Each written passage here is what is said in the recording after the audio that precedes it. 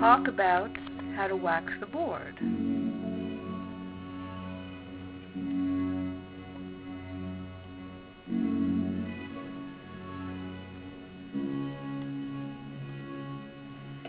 can use gloves if you like, or you can wax the board with bare hands.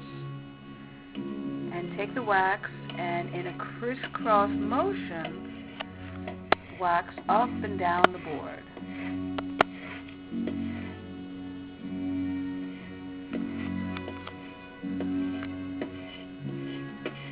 You want to make sure to reach the parts of the board where your feet and your hands are going to touch the board so that you don't slip.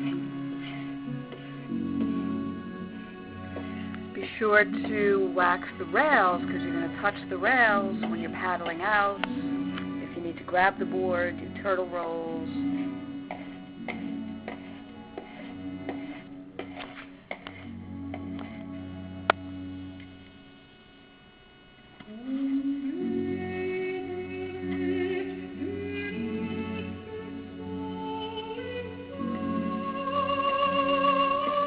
Sure to put a nice thick coat on so that you don't slip, and crisscross up and down the board. This is a new board, so this is the first coat of wax I'm putting on it. And be sure to wax the tail of the board because that's where your feet are going to go. You don't want to slip.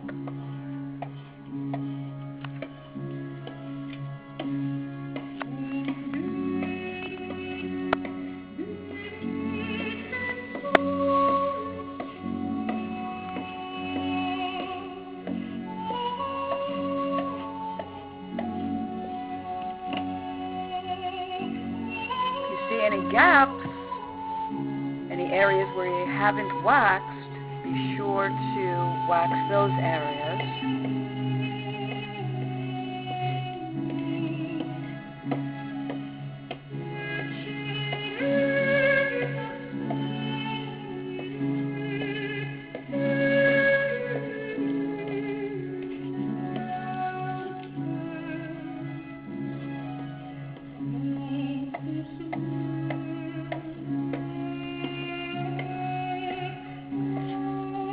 And reach towards the nose of the board. You don't need to go all the way up. You can leave this area by the nose unwaxed because your feet and hands are probably not going to touch that area.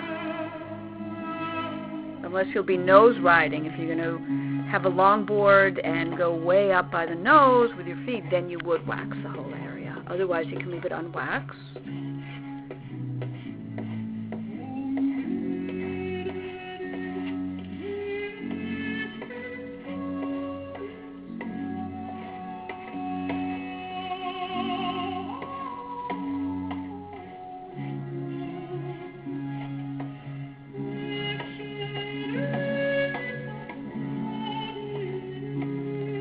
After you do the crisscross pattern across the whole board, you're going to start circular motions.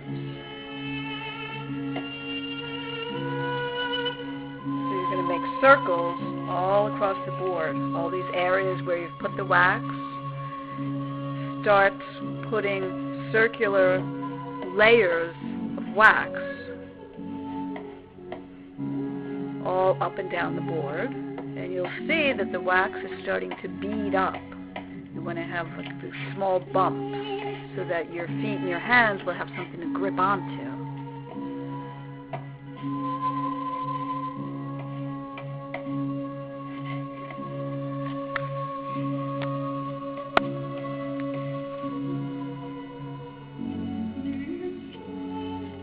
And this is what the wax board look like.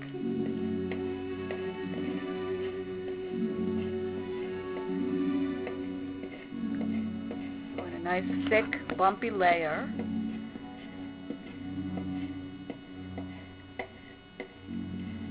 And you can use cold water wax or warm water wax.